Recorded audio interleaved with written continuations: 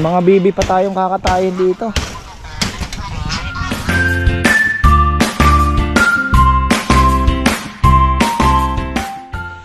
Ayan na, isang magandang buhay mga ka-farmer. Punta tayo, napakainit. Pero ayan, marami nagsasabi maitim ako. Maitim po ako dahil di ako natatakot sa araw.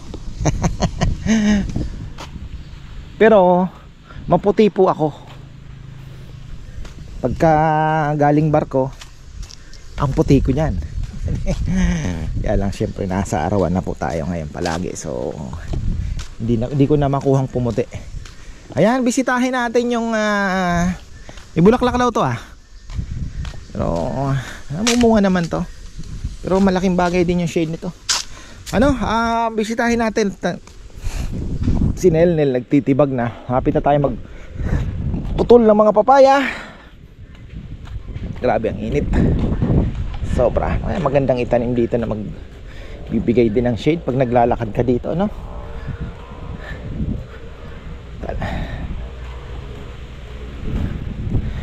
mainit talaga na. So, pero ayan, tingnan nyo. May amihan pa rin po, pero patapos na ang hanging amihan. Yan, tapos may low pressure area daw. Naku, inaano ko pa naman dahil kami po ay next week may Iloilo. Inaano ko yung magandang panahon para maikutan po namin, na makagalaw kami ng maayos. Maikot po namin yung dapat ikutan. May itinerary na si Bebe So ayan na, wala na pong urungan.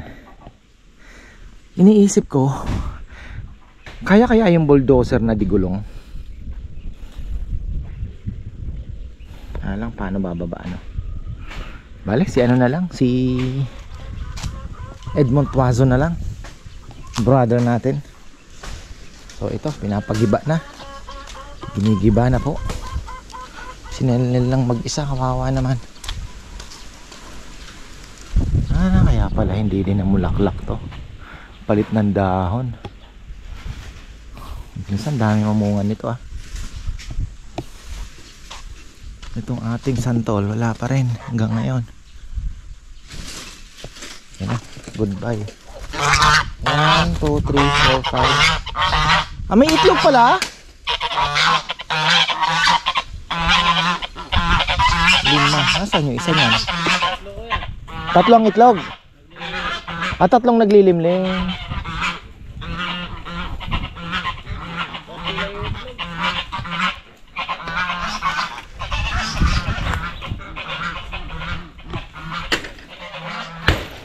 Mga bibi pa tayong kakatayin dito.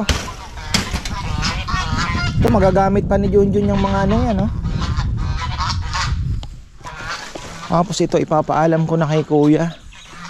Nag-iba ko na din kasi pangit naman kasi ayusin natin to, ila-landscape natin. Meron pa siyang ibon dito Mga 2 bato-bato. Ayun ayun. Bato-bato, maganda yung bato-bato niya na yan Buti hindi pa nakain ng sawa.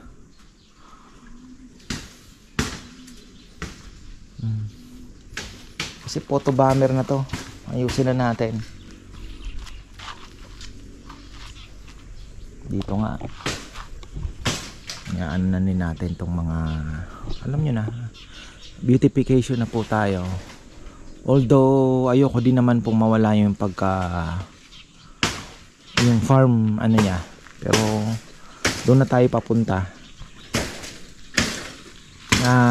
Isa pa rin po sa mga pinag-iisipan kung ano talaga ang magandang gawin dito. Pero kasi kung staycation nga, medyo gagastos tayo. Sana malaki ang matambakan.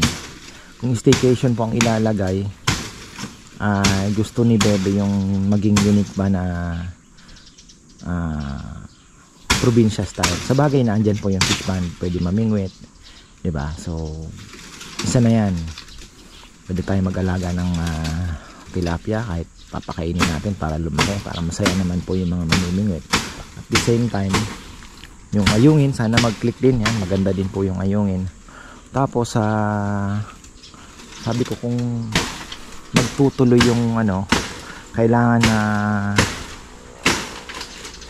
lalaki-lakihan yung space. Kung malaki po yung space na makukuha natin, ay pwede tayo maglagay po ng mga, alam yun, mga plat ng gulay para sila yung mag-harvest, tapos then may lutuan na parang unique na lutuan na parang old school ang dating, diba? So ayun, kung gusto lang ninyo, diba, na maranasan. At the same time, parang maglalagay ka ng dirty kitchen, yung ganun ba, na buhay probinsya. Pero syempre, yung staycation yan, magkaka-swimming pool. Ito ang ano natin, luluwag to. Alin? Yung pinakamalaking makukuha sana eh. Kasi wala naman ng silbi. Kinukulang na tayo ng space eh, di ba? Yung fish pond, kahit hanggang doon sana sa may Alateris, oh. Ganda, no? Ang lawak niya, di ba?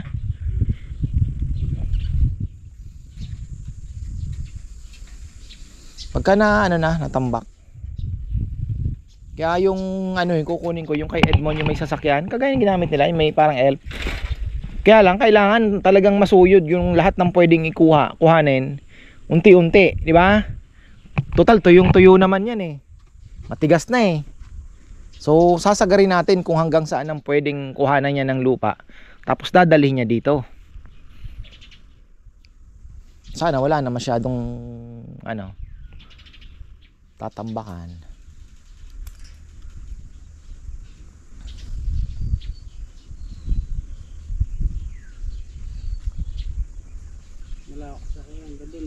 Malawak yan. Oo. Maganda nga sana doon sa may dulo makakuha pa, kaya lang ewan ko kung papapatigas natin. Lambot na doon eh, no?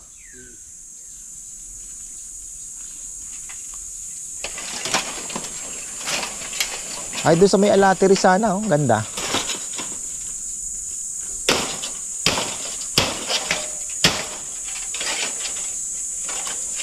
Problema natin, kailangan natin ng kanal, yung tubig na galing dito,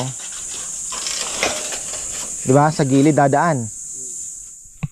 So ano natin, ayusin ng maigi. Yung gustong ni Bea, uy, karamay. Distract na naman tayo, farmer yan. May bunga na pala, liliit naman. Kita nyo yan? Karamay mga ka-farmer. Kailan ko lang kinuha ito So ayan, unti-unti na pong tinitibag. Kaya pala wala akong makitang naglilimlim pala. Nasaan yung isa? Naglilimlim.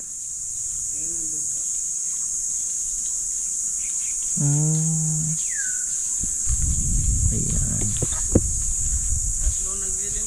Kaya nga. Ha?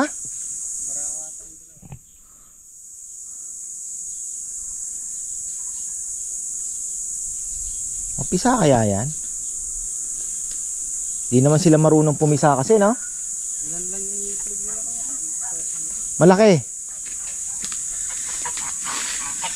Oo nga, laki ng itlog, oh.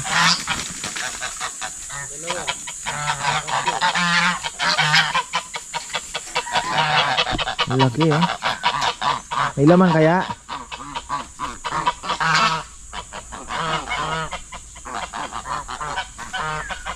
Baka matagal na yan. Malapit na mapisa. Ha? Nako. Hayaan mo na. Kung mapisa niya. Chuchay kasi ang tirador dyan eh.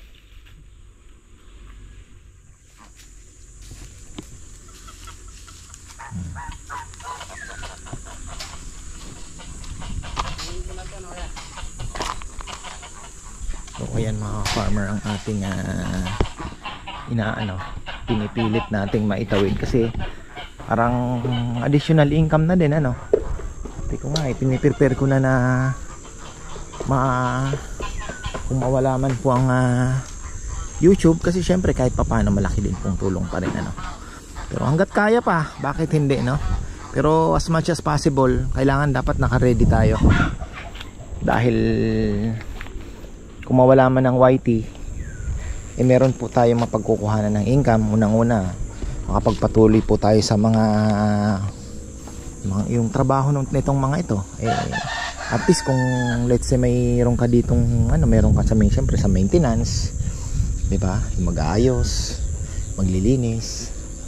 Tapos at the same time, sana magtuloy-tuloy pa rin po yung chili natin. Pero kasi hila-hila kasi yan naghihilahan yan. Marami ang mawawala. Nawala si YT. So ayun, yung lechon naman, confident naman po ako, although syempre pinipilit ko pa rin po na mapa-improve din naman marketing. Kaya nga yan, may kainan. Tapos malaking bagay po yung kainan kasi word of mouth, nakakain dito. Natuwa nga ako, yun, nagpa-print pala si Bebe ng menu na may picture na, no? Na ipapakita po sa mga mag-o-order para at least makikita nyo na yung naka-platter, mga ganon-ganon. So, yung pinagawan niya, nag-post doon sa page, sa Facebook account nung nagpiprint na. Uy, sabi niya nagpagawa yung yung lechonan nga daw sa Arayat, ganyan. Tapos ang mga comment na andun, wala yan, sabi niya kay Ka-Farmers yan, wala namang ibang sikat na lechonan doon, sabi niya gano'n.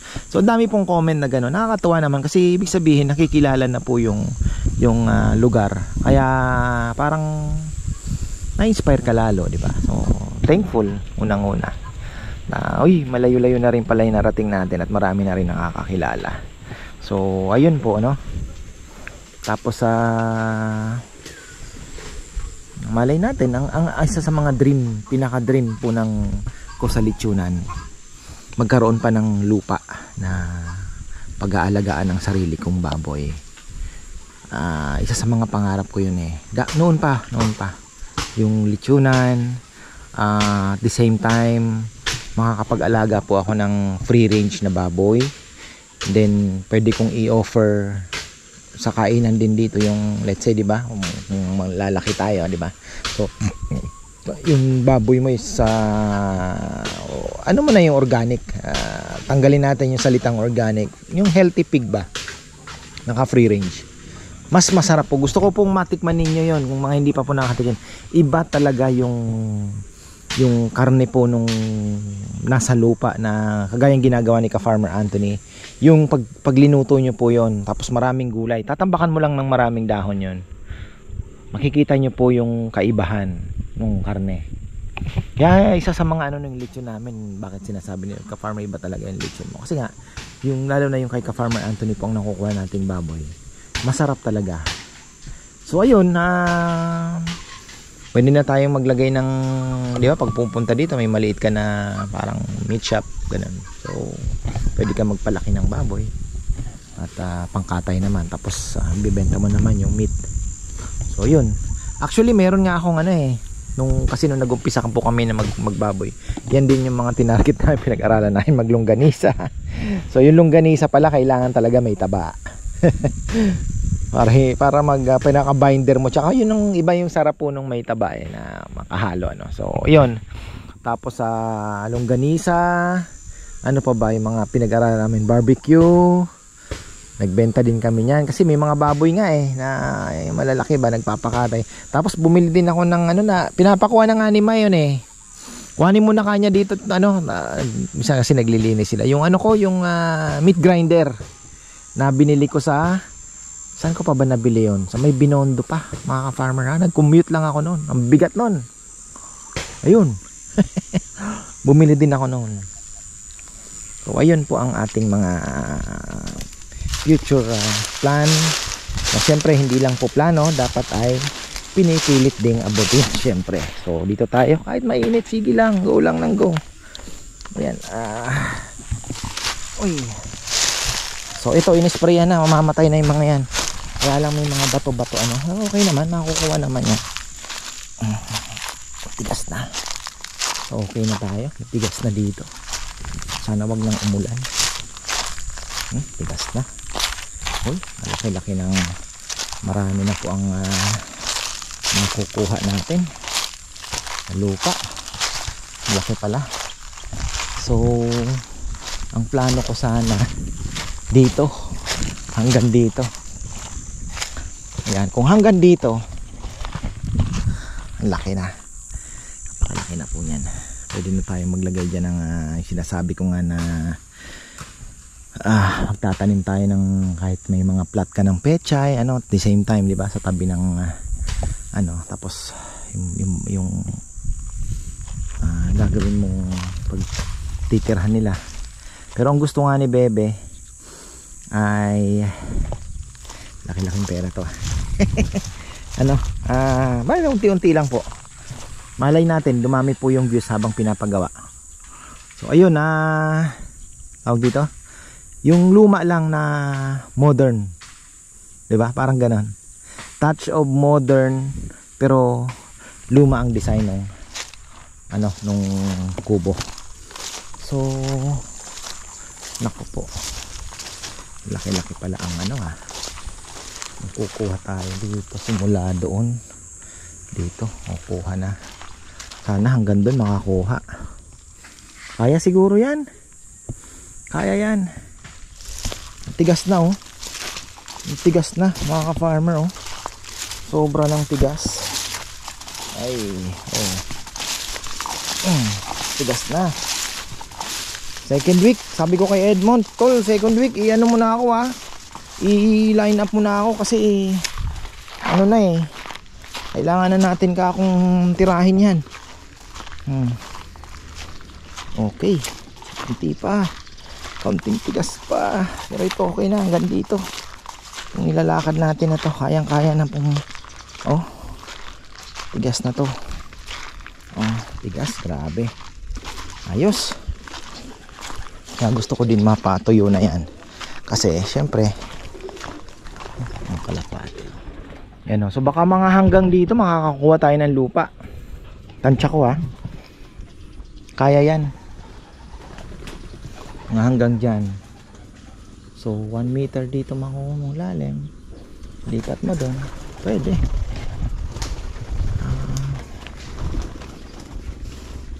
Basta ang diskarte lang, pupunuin ang pupunuin yung level na gusto. Hindi tayo pwedeng tumalon, kailangan papantayin natin. Gaano kaya katagal ang trabaho sa pa. Gaano katagal ang trabaho kasi kung kami kukuha ng bibili daw ng yung excavator nga na maliit, kaya lang po mahirapan naman tayo mag-operate nun. Baka mamaya uwi lang sa di ba? Nagsisi ka lang. Although pwede mo naman syempre ibebenta, may bebenta mo naman. Pero maganda na yung So yun iniisip ko yung gulong, yung malalaking gulong po na tawag dito, yung bulldozer naman. Ewan ko po kung kakayanin to. Yun bababa, tutulak lang niya lang na itutulak sana yun ang bilis lang sana. Ang bilis din lang yun kasi itong fish pan po hinukay ito ng 3 araw lang to naalala ko 3 araw lang to. Kaya nga yung time na yun 105,000 ang pakyaw niya. Tapos ang dami pong matatamis na salita hindi ko iiwanan niya ng hindi kanya ganyan. Tapos nung hindi pa umaabot doon yung tubig, iiwanan na kami. Pambihirang tao. Kaya mahirap po ang pakyaw. Kung hindi ko pa sinabi bago mo kami iiwan, tambakan mo muna yung dito. Kaya po yung 'di ba yung naalala ninyo yung mga matagal ng kita niyo yung pinagtaniman namin ng mulberry, 'di ba? May parang hill po yun pag ganon kasi yun po ang pinakasolusyon namin para maabot lang yung tubig doon kasi by gravity mauunang mapuno ito dahil ito mas mababa. Aapaw na doon yung tubig hanggang dito pa lang sa may yung tubig doon sa taas. Dahil pag ganun nga yung lupa So hindi niya na hindi niya na calculate. Pero sinabi ko na sa kanya, tol, doon ang mas malalim kasi yun ang mas mataas. Ayaw makinig. First time niya yatang magtrabaho nung hindi pantay ang lupa kaya medyo nasira din siya. So ayun, tapos sabi niya lagyan mo ng tubig. Yung pala trap yun. Nung nilagyan na namin ng tubig para mapatunayan ka ako na ano nun, pero ayun, kasi kinabukasan nun paalis na ako eh. Wala na. Sabi ko nga eh, bahala na kayo, kakotek ang kayo na makipag-usap. O ayun, ang dinahilan naman sa kanila, wala na, ano na daw, basa na, hindi na daw kakayanin lumubog yung ano, so wala na. Yari. So ang tigas. Kaya siguro. Kaya natin yan. Matambak.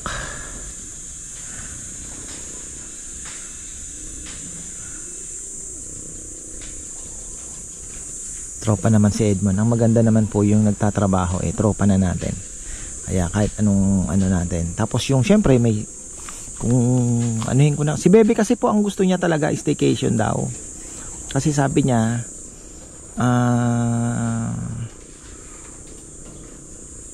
marami din kasi ang kumakain dito. Ka-farmer, nag-hotel kami kagabi para maaga kami makarating dito.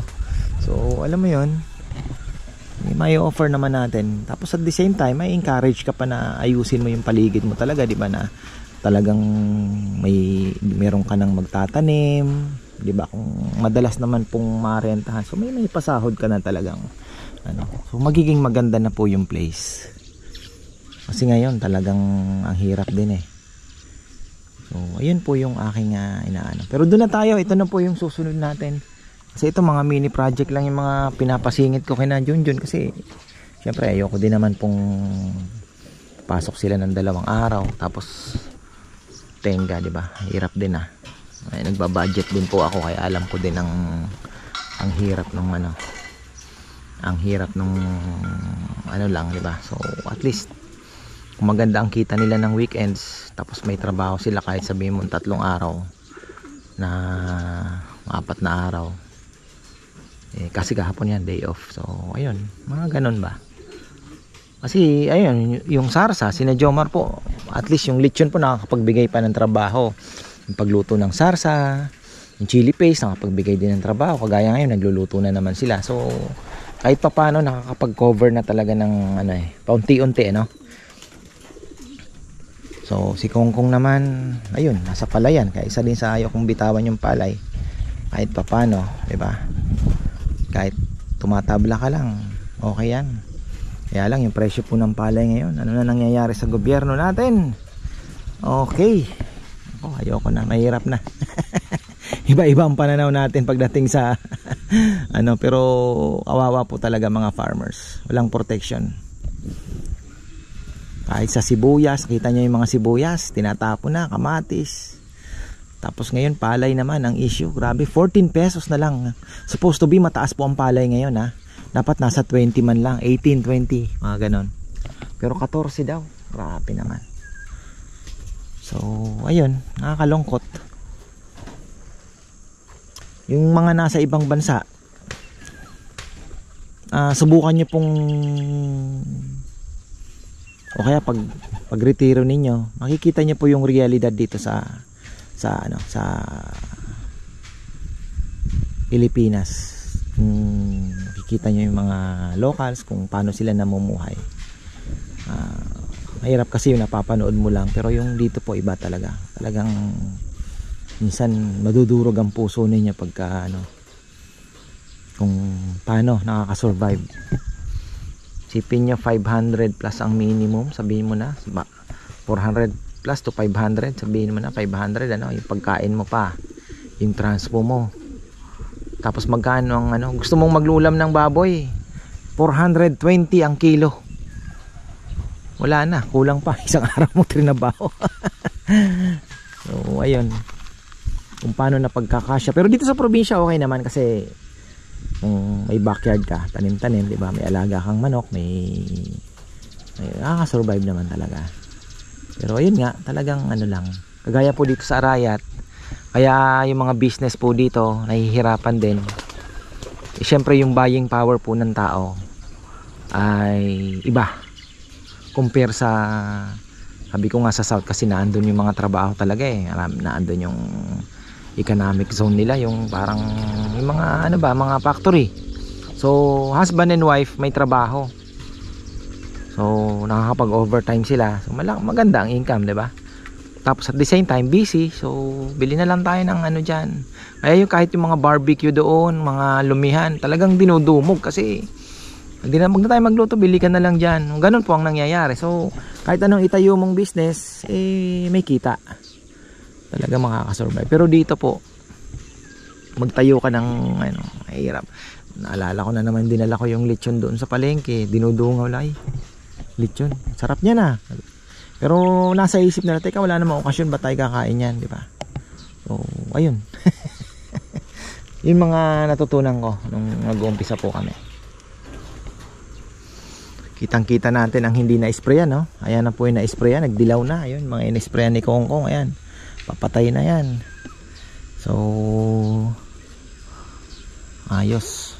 Tito Noel nag-aalala pa, sprayan mo na ka-farmer at mamaya tumaas ng tumaas, maging problema pa. Kaya ito napa-sprayan na rin po natin yan. At actually nanguha na sila ng aya at okay na. So kailangan na natin patayin to. Mga 2 weeks pa yan bago makita natin na at least magdilaw na, no?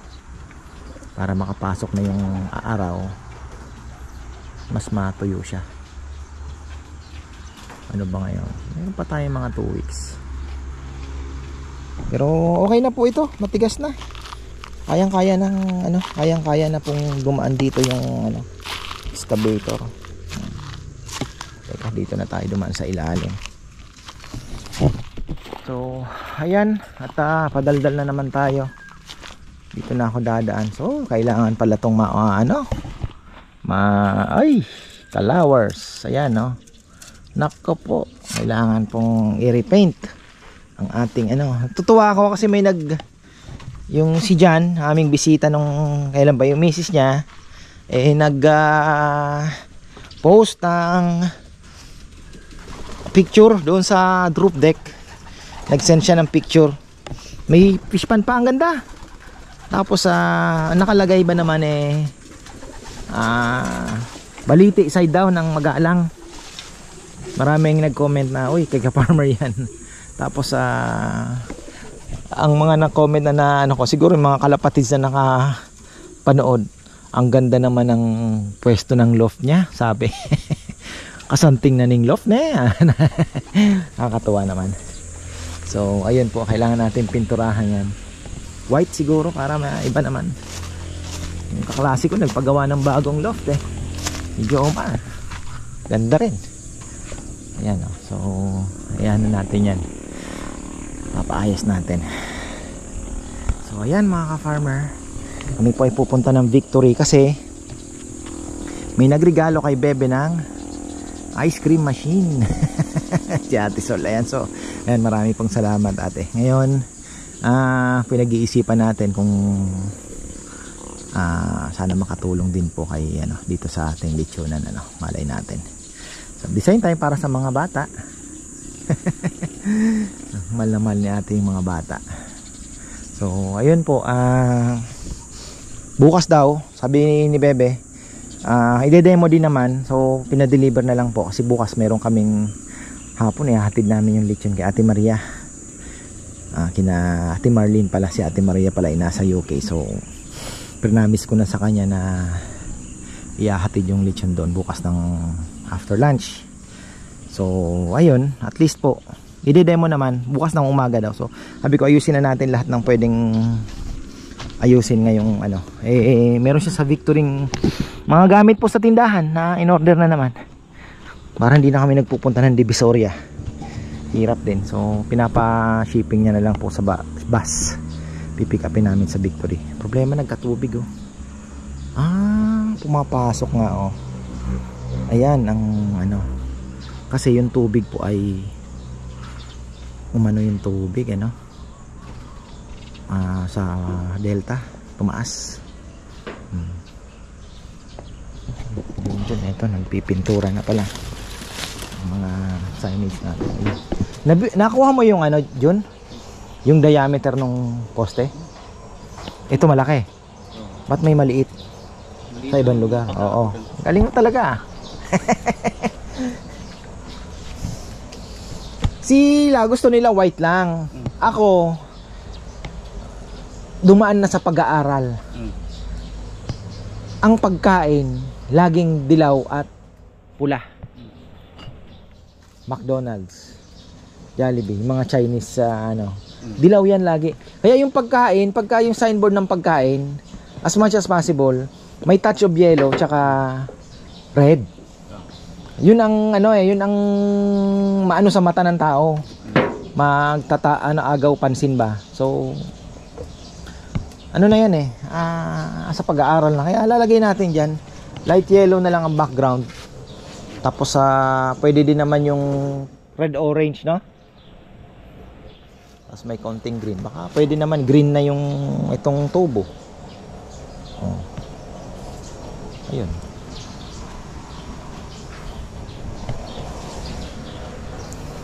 Nasa pag-aaral kasi talaga. Sino bang nagsabi nun? Red no? Si Andox. Si Andox no in-interview ni Katonying. Napanood ko 'yun. Oh. Tamo Andox yellow red din, di ba? So ayun po mga farmer. Kaya sabi ko yellow red ang ilalagay natin. So yan, hanggang dito na lang po at maraming salamat. Meron ba tayong mga babatiin?